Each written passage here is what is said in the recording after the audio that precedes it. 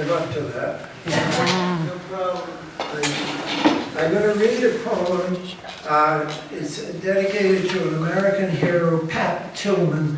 And let me tell you why I wanted to write about Pat Tillman. I did this poem about 15 years ago.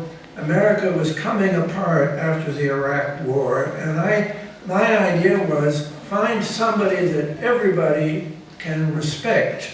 And I chose Pat Tillman because the right liked him because he was a football player who joined the army and eventually the Rangers and went and fought in Iraq and Afghanistan. But the left also liked him because when he got to Iraq, he said this war is a shuck.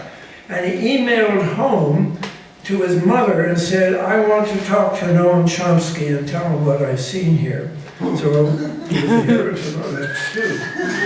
But he was not a hero to the Pentagon. And the next thing that happened was he was shot and killed in Afghanistan. And first of all, they said he was killed by enemy fire. And then about a week later, they said, no, it was an accident, friendly fire. But there have been a lot of people who say 3 small holes in the middle of his forehead. Somebody told me that you could cover them with a quarter. That didn't sound like an accident. Sounds like execution. So they had an investigation, and then they had another investigation of the investigation, and finally they had an investigation just trying to cover things up.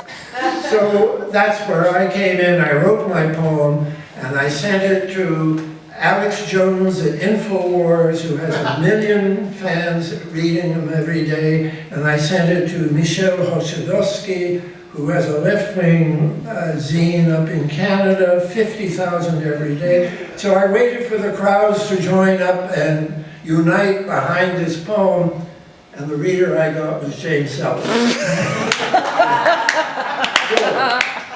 Let me, without further ado, to write any poem encompassing this nation, one must have an awareness of gratuitous murder committed by released felons in uniform for sport without forgetting the grace of a doe drinking from a forest stream.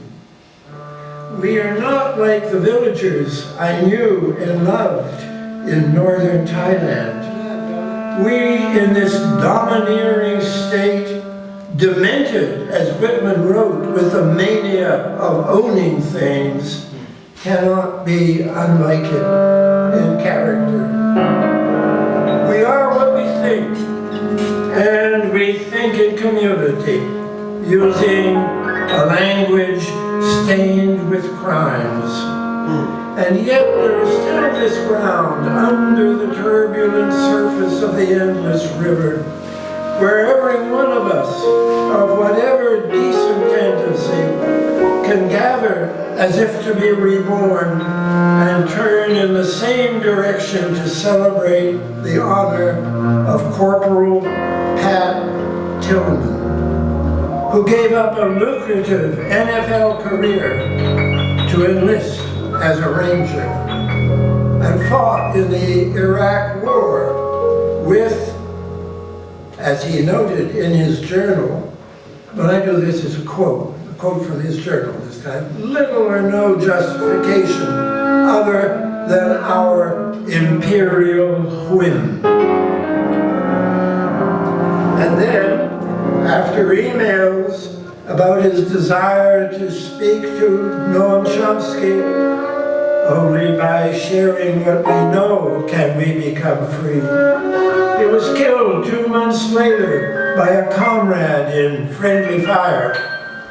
Pat Tillman is like a relic of our distant past, a national hero, not like the hypocrites above him, as high as the level of Rumsfeld's office and eventually the White House, who in an election year ordered a cover-up, and then a cover-up of the cover-up, burning his clothes and his notebook before the autopsy in what his ranger brother called a series of intentional falsehoods that meet the legal definition for fraud.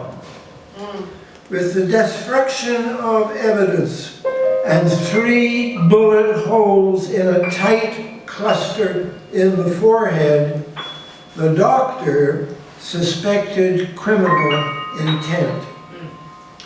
Can we not all unite in honor of Pat Tillman against the hypocrites who, as could have been predicted, punished the men at the bottom, including the innocent, while General McChrystal of JSOC, whom the Army's own inquiry recommended be disciplined for giving misleading answers, and who had already presided over the torture and cover-up at Camp Nama, was promoted to the highest rank. So, thank you, James.